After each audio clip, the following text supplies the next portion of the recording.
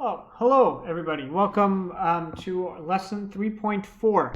I will say that this is probably one of the harder lessons that we do just because it's people really don't like radicals. There's a lot of complaints about radicals, but hopefully we'll see that it's not entirely difficult to do. There's a couple of ways we can think about radicals, and again, there's a couple of ways to do it.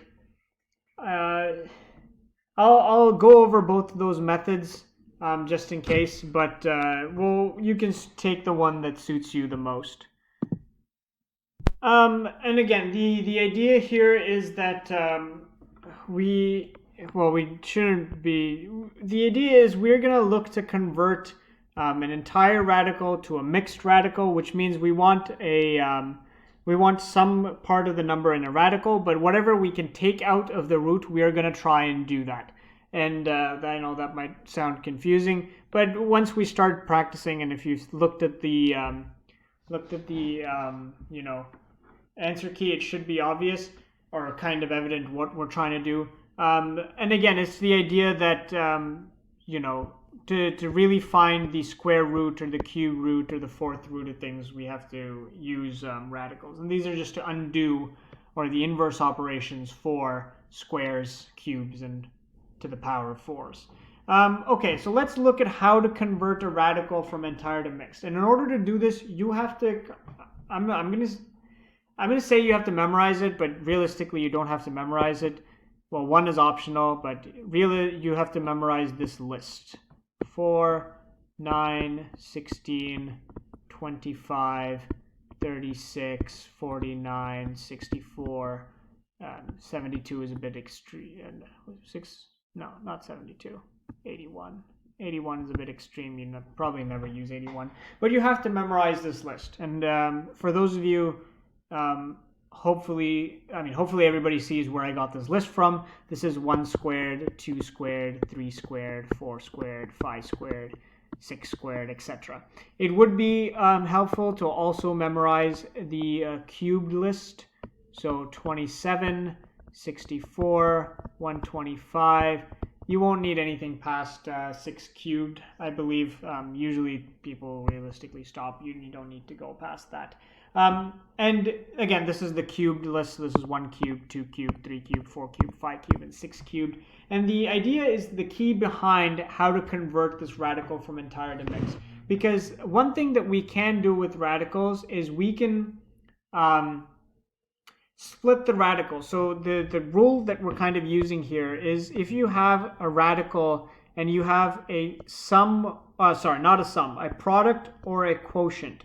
So if you have if you have a times b, this is the square root of a multiplied by the square root of b. I can kind of break up my radical into 2 parts over here like that. So if I have the square root of, again, a divided by b, this is the square root of a divided by square root of b. This is kind of like the basis really of what I'm trying to do here. So if I take square root of 50, I can break that up as, square root of 10 times 5. So the square root of 50 is really square root of 10 times square root of 5.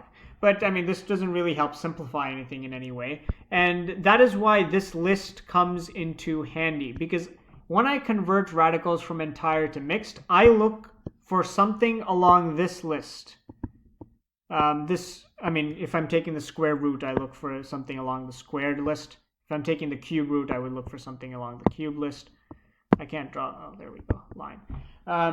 But again, because it's a square root of 50, I look at this number and I see that I picked the largest one that will multiply into 50. So I see here that 50 can be written as square root of 25 times 2, which is square root of 25 times the square root of 2. But I do know square root of 25 is 5, so I can write 5 square root 2. And this is the mixed form of the radical.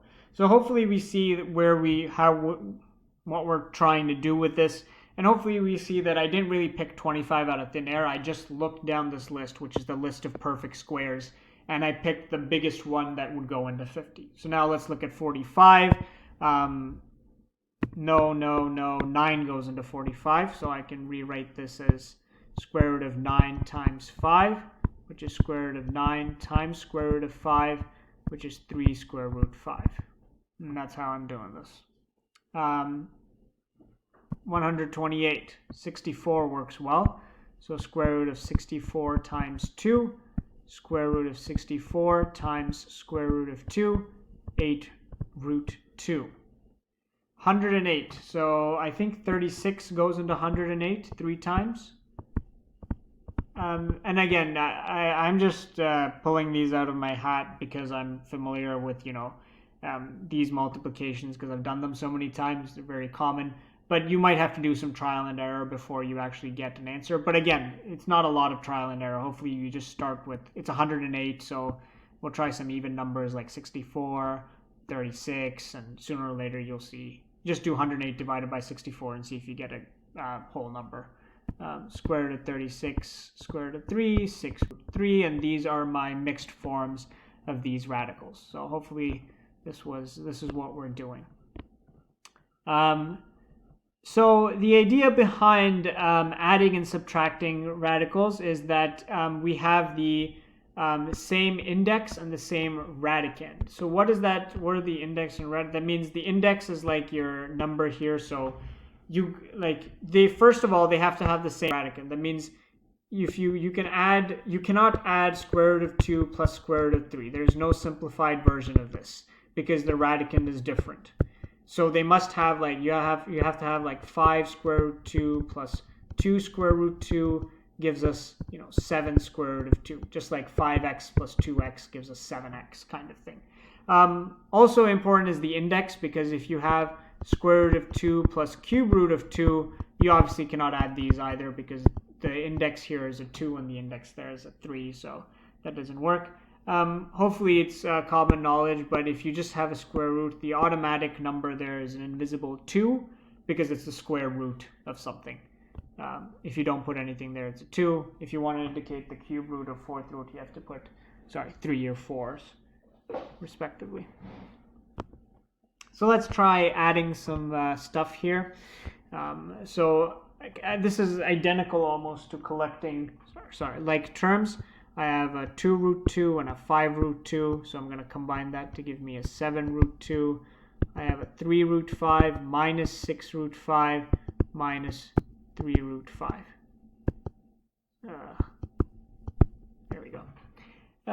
Again, this is fairly straightforward. Hopefully we can see. Let's take a look at this one. Again, now we're going to have to combine some of the, the rules that we learned before along with the rules that we learned, converting them to mixed radicals before adding them. So we see that 8 is actually the square root of 4 times the square root of 2. 32 is square root of 16 times the square root of 2. 50 is square root of 25 times square root of 2. I am skipping a step. Hopefully we're okay with that by now. Again, 2 plus 4 plus 5. There we go. That's my answer.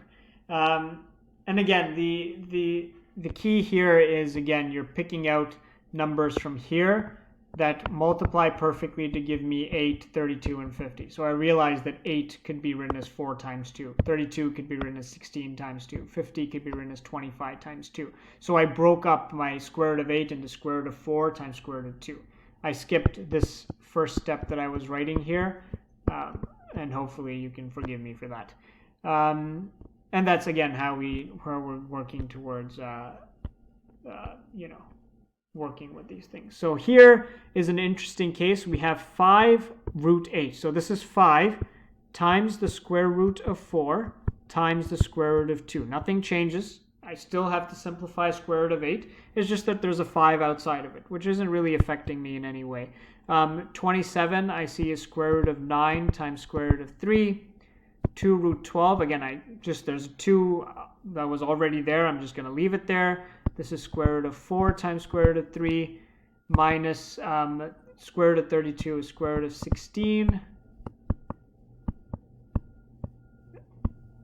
times square root of 2 divided by 2. So I've just, first step is always convert any to any whole radicals to mixed radicals if you can. Square root of 4 is 2. 5 times 2 is 10 root 2. This is 3 root 3 because square root of 9 is 3. Square root of 4 is 2. 2 times 2 is 4 root 3. And hopefully we see how I do that. If I get square root of 2, square root of 4 is 2, and there's actually a number in front of there originally, I just multiply them, because what I'm doing here is multiplication, right? Multiplication here. And then again here, minus square root of 16 is 4. 4 divided by 2 is a 2 root 2. So now I'm just collecting like terms. 10 root 2 minus 2 root 2 is 8 root 2. Minus 3 root 3 minus 4 root 3 is minus 7 root 3.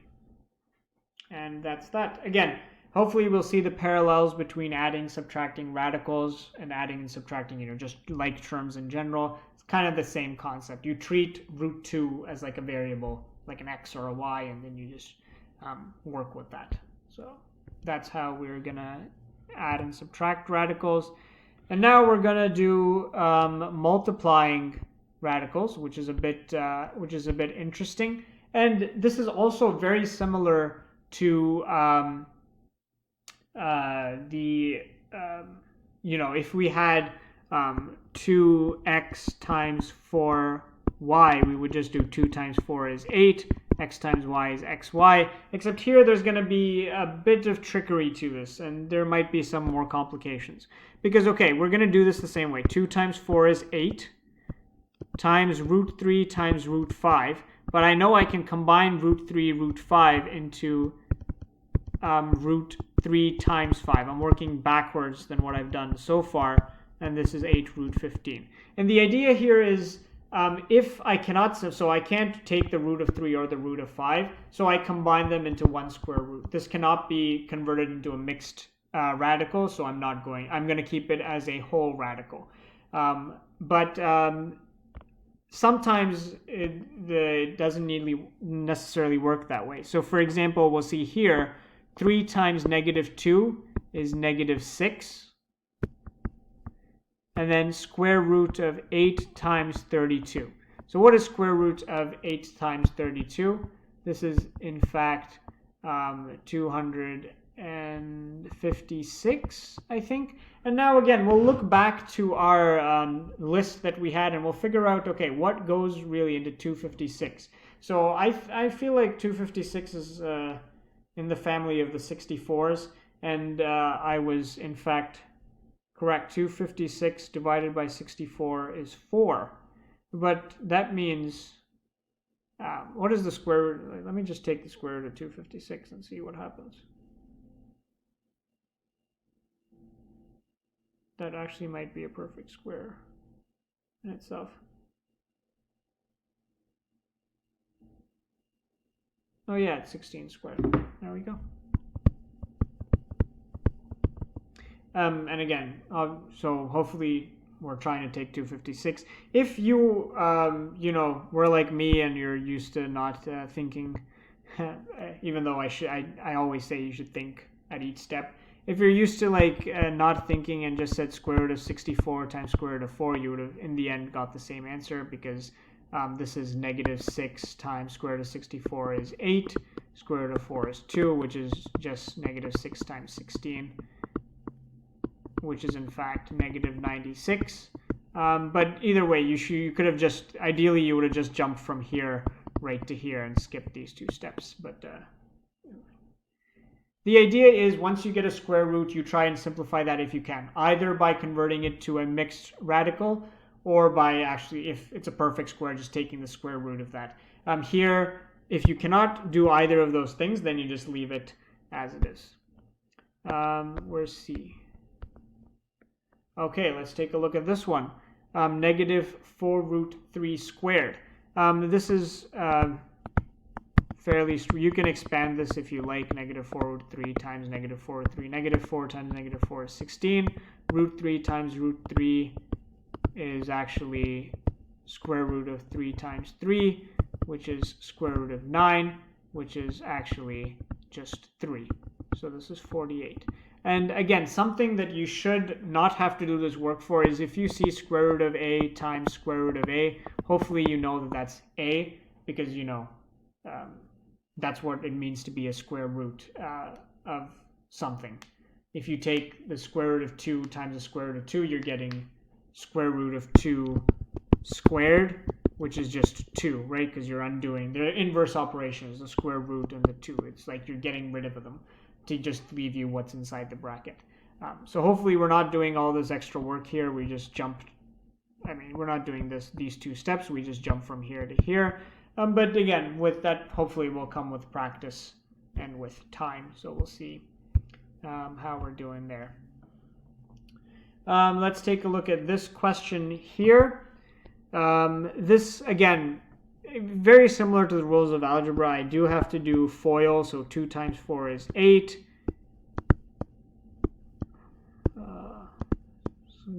Becoming slightly annoying now, but I will persevere. Plus 4 root 3 minus root 3 times root 3, and again 2, these are like terms, plus 2 root 3. Again, hopefully we don't have to do, you know, square root of 3 times 3, square root of 9, 3. I'm just going to write root 3 times root 3 is 3. And this is 5 plus 2 square root of 3. And that is my answer there. Again, this is how I got the negative 3 there. But hopefully, again, you're getting used to the idea that square root of something times itself is just the number that's inside the square root. Here, actually, there's a better, you can do the FOIL if you see, but actually you can hopefully see that this is of the form a minus b bracket a plus b. So you can do a squared minus b squared, because we know that's a formula. This is 25 minus 25 minus 2, right? Because square root of 2 times square root of 2 is 2, which actually gives me 23 as my answer. So yeah, that's one. This is the easier way to do it. You can FOIL the entire thing, you will get the same answer. So I'm just going to show you the shortcut. If you want to do the long way and check, that's fine. Okay, let's take a look at this extended expression here. 3 root 2 squared. So I have, again,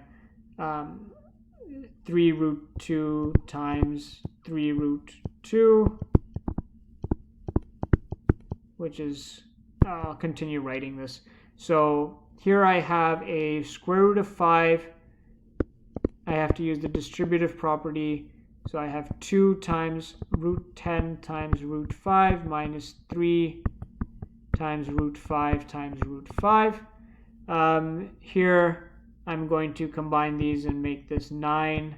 Square root of 2 times 2 is 4. I'm, again, going to skip some steps here. Hopefully you're okay with that. 3 times 3 is 9. Square root of 2 times square root of 2 is 2. Right? Again, just reinforcing the point that square root of something times itself is that number that's inside the square root. Hopefully we're ingraining that into our knowledge base so that it becomes almost instantaneous. This is a tricky one. I am going to combine this to give me square root of 50, because 10 times 5. And this is, again, 3 times square root of 5 times square root of 5 is just 5. So this gives me a minus 15 here. So I have 18 minus 2. Again, I'm going to look to simplify the radical in any way I can. And I know I can simplify it by doing converting it into a mixed radical. 18 minus 15 is 3, minus square root of 25 is 5. 5 times 2 is 10, square root of 2. This is my final answer. And yeah, if, again, that was confusing, make sure you're trying it on your own, going over the steps in detail, and making sure that you're okay with the process. Again, you can take extra steps to do it at the beginning if you want to, but hopefully we get enough practice by doing all this homework to the point where we're okay with doing this. So this is talking about rationalizing denominators, and there's two different ways to do this. One is where your denominator is a monomial. So the idea here is what we're looking for is just like proper form means that you can't have a negative sign in the denominator. Proper form means you can't have a radical in the denominator. That's just not allowed. So some of the cases are where we have a monomial radical. So root 3, root 5, 2 root 3. These are all just one term radicals, and so there's one method to do it for monomials. And here we see that we have binomial denominators. Both of them don't have to be radicals, but there's some radical in the denominator, but there's two different terms. So this is a second way to do things. So we're going to split it like this. So the first is the monomial radical, and the way we're going to do this is going to multiply numerator and denominator by that same radical. That's all we're doing. So whatever's inside the radical, multiply it, because at the top 1 times square root of 3 is square root of 3. Root 3 times root 3 is 3. And now you can see here that I've gotten rid of the radical from my denominator. It's now in the numerator. And this is how we rationalize monomial denominator radicals. So again, same idea here. I have a root 5 in the denominator, multiply the top and bottom by square root of 5. 4 times root 3 times root 5 is 4 times square root of 15. Root 5 times root 5 is 5. And there's nothing I can simplify there, so I'm going to move on. Root 3 is in the denominator, so I'm going to multiply both top and bottom by square root of 3. Let's see here. I have to do distributive property here. Be very careful.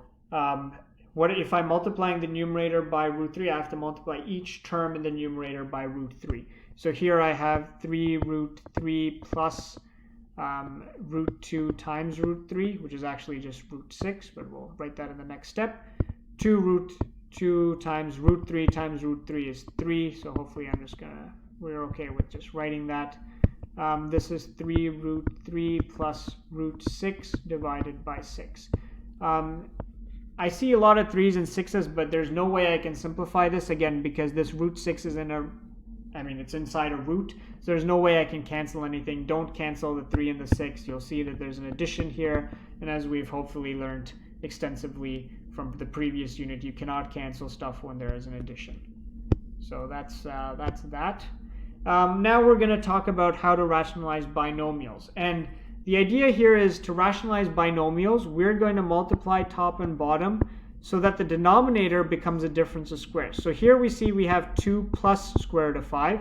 So I'm going to multiply 2 minus square root of 5 to both the numerator and the denominator. Now what this does is it's going to give me a complicated mess on the numerator, but what it does for us in the denominator is it gives us 2 squared minus square root of 5 squared, which will, as you can see, get rid of the square root in the denominator, and that's what we want. Unfortunately, the top is just going to be a hot mess because we have to do distributive property here. So 3 root 2 times 2 is 6 root 2. 3 root 2 times negative root 5 is negative 3 root 10. Negative root 5 times 2 is minus 2 root 5. And minus root 5 times minus root 5 is plus 5. So hopefully we see how I did that. Again, work through it slowly. The idea, the idea behind these videos is that you have to kind of try them on your own first, and the video is just a guideline as to what we're doing here. Hopefully I'm not going too fast. You can always pause and rewatch the video to see how we're doing this. But here I'm going to combine like terms if I can, and there's no like terms here that I can combine actually, so the top is just going to remain that complicated mess of things, unfortunately, but the denominator is going to be 4 minus 5, which is unfortunately negative 1, so I have to move that negative to the top. So this is actually going to be negative. Don't forget the brackets, because I'm taking negative of the entire numerator, so I have to have brackets on that. divided by 1. At least the denominator goes away, but all of this gets a negative sign. So negative 6 root 2 plus 3 root 10 plus 2 root 5 minus 5 is my final answer. Yeah, so obviously I'm not going to say that was particularly easy, but hopefully once we know how to do it, it's not particularly complicated either. So again, we're going to practice with this.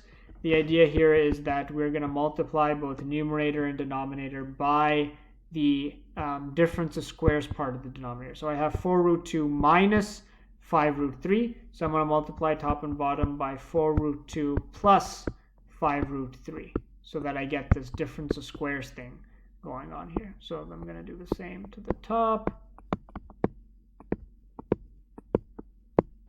Okay, so let's see what happens to the top here. We're going to do distributive property, multiply things inside the brackets. 2 root 3 times 4 root 2 is 8 root 6. 2 root 3 times 5 root 3 is 2 times 5 is a 10.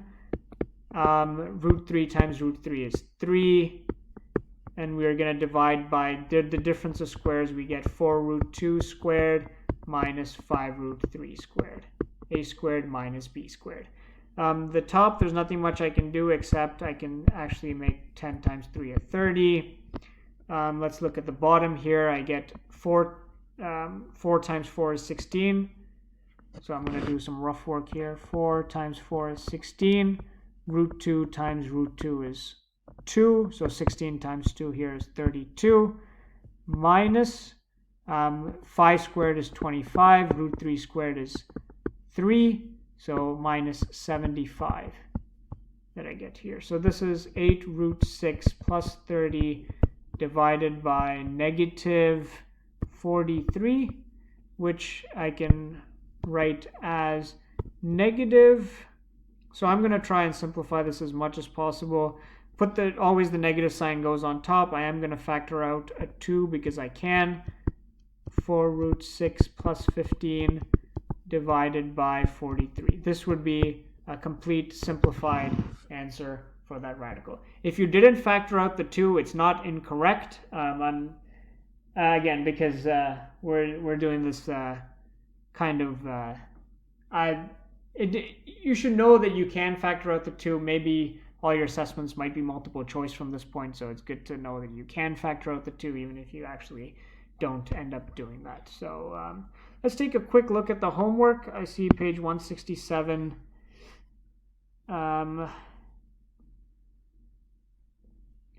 11, 12. I'm just gonna, hopefully we're good with all the knowledge-based questions. We can try some of those. I would definitely recommend practice. I don't think anything's too complicated there. If you do have questions, like try F, for example. If you do have questions, please post in the comments below that just say I'm confused, and I'll quickly do an added video just to explain how we're doing these kinds of questions. But again, I would like you to try them on your own. Very similar. You know the rules. Make sure you're following them correctly. I'll just go over some of the thinking questions. Calculate the length of a diagonal of a square with side length 4. 4, 4. What is the length of this diagonal? Hopefully we see that is square root of 4 squared plus 4 squared, which is in fact, using Pythagoras theorem, obviously, this is a right-angled triangle. This hypotenuse is 4 squared plus 4 squared. Take the square root. So C, or diagonal length. This is square root of 32, which is actually square root of 16 times 2, which is square root of 16 times square root of 2, which is 4 root 2 centimeters here. And that's always a theme. The diagonal of a square with side length S is S root 2. That's just a rule that, we know how to do now.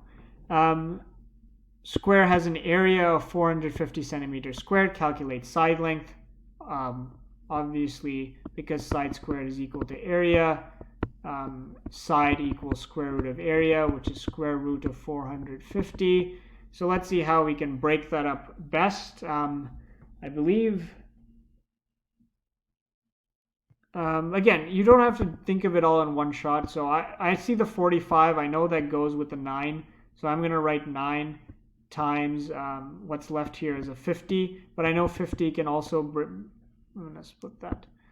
Now 50 can be broken up into 25 times 2. So I'm going to write square root of 9 times square root of 25 times square root of 2. This is 3 times 5, right? So square root of 9 is 3. Square root of 25 is 5. Is 3 times 5 is 15. Square root of 2. So this is the side length of that square. Right? So this is how we're doing these things. Determine length of a diagonal of a rectangle with dimensions 3 times 9. So again, we see here this is 9, this is 3. What is the diagonal? So C equals square root of 9 squared plus 3 squared. Again, hopefully we saw that I'm doing like, C squared equals A squared plus B squared was Pythagoras theorem. I'm taking the square root right here to get a useful formula for C. So same idea. What I'm going to do here is I'm actually going to calculate this 81 plus 27, which is 108. We've already done square root of 108. This is square root of 36 times square root of 3, which is actually 6 root 3, would be my length of the diagonal.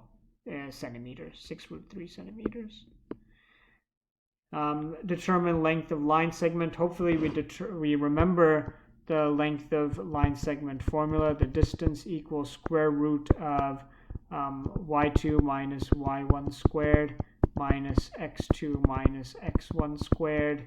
This is a well-known formula that we learned in grade 10. So square root of 1 minus 7, which is negative 6 squared. Plus, this should be a plus. Plus 4 minus negative 2 is actually another 6 squared. So this is square root of 36 plus 36, which is square root of 72, which is actually square root of 36 times square root of 2, which is 6 root 2 as well. What do you know? Let's determine perimeter and area. What I'm actually going to do before I do that is simplify these sides. So 3 root 8 is root 4 times root 2, which is root 4 is 2, so this is 6 root 2. Root 80 is square root of, let's see, what goes into 80? I think 16. 25 doesn't, so I'll try 16 times 5 is 80? Yeah. So square root of 16 times square root of 5. Square root of 16 is 4 root 5. And now to find the perimeter, I just do 2 root 2 plus 6 root 2 plus 4 root 5, which is actually 8 root 2 plus 4 root 5. And the area is half times the base, which is 6 root 2, times the height, which is 2 root 2, which is half times 6. I can cross cancel anywhere here. 3 times 2 is 6. Root 2 times root 2 is 2. So 12 square units is my area. That's how I do that. Let's look at this. Let's look at some thinking questions. If A greater than 0 and B greater than 0, which is greater? This or this?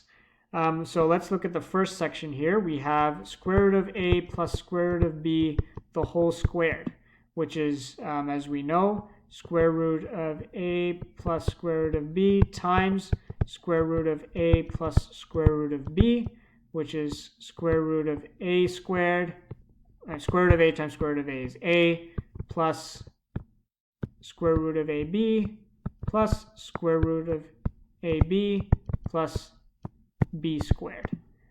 So I have A plus 2 root AB plus B, not squared.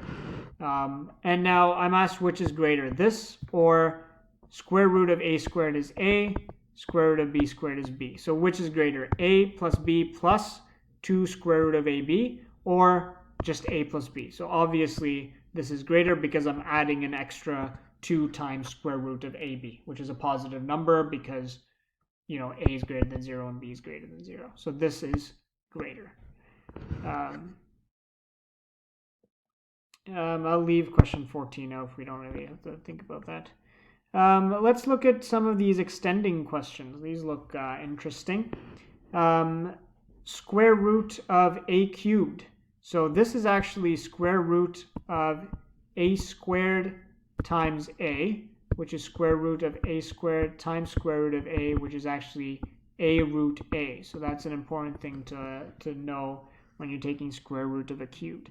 And the idea behind this is the same. Again, the idea behind making a mixed radical is we're going to split whatever number we had inside the root into a product of a perfect square and something else, because we can take the perfect square out of we can just take the square root of the perfect square part and have a lesser number inside the root here. So for example, this here can be written as x to the power of 4 times x times y to the power of 6, really, because I can say that is a perfect square. So because x to the power of 4, x, y to the power of 6, x to the power square root of that is x squared times y to the power of 3. So it's x squared y cubed square root of x. This is my answer for this question.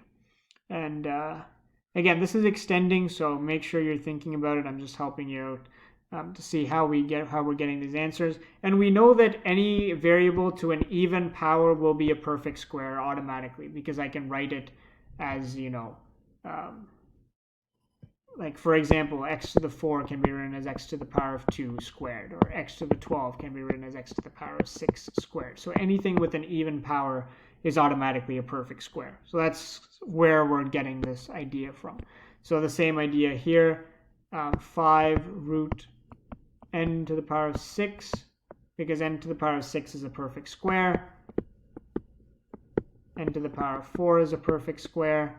So this simplifies to 5n cubed root n minus, this is n squared. N squared times n is n cubed root n. Now the variable part here is n cubed root n. Be very careful. So I'm going to do 5 minus 2 is 3. N cubed root n is my answer there. So that's how I do these questions.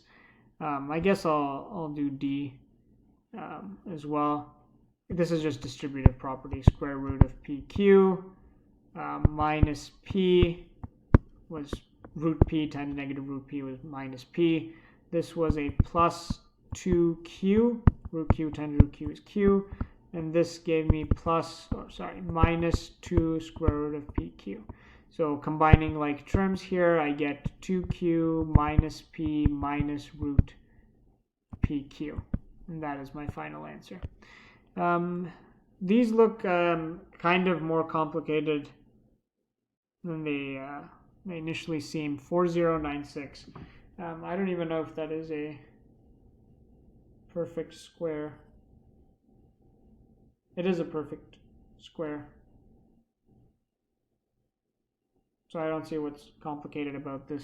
Square root of square root of square root of 4096. So you take the work inside to outside always. Square root of 4096 is 64. So square root of 64. Square root of 64 is 8. So I still have this big square root over here. 8. Square root of 8 is 2 root 2. And that's the answer there. So yeah, things like this is ideally what we're trying to solve. Again, solve for root 2 times x equals 256. This is a bit of a tricky question, and it really goes to understanding what the square root is. We won't be doing that until later, but for interested people, we can write the square root as actually an exponent half, and that's kind of the key technique that we're going to be using here. I think 256 is 2 to the power of 8, if I'm not mistaken. 4, 8, 16, 32, 64, 128, 256. Yeah, so half x is actually equal to 8, so x equals actually 16. But we're going to talk about that later. Don't worry about that question for right now. Again, this was a super long video. My apologies. But again, this is a very important lesson that we get right, so be very careful when you're doing this. Hopefully we've skipped past this. We've not watched the entire video and are completely bored now. We've skipped past some of the sections that we're familiar with. And hopefully this helped you clear off any doubts you might have had about this section. Again, stay indoors, stay safe. I will talk to you soon.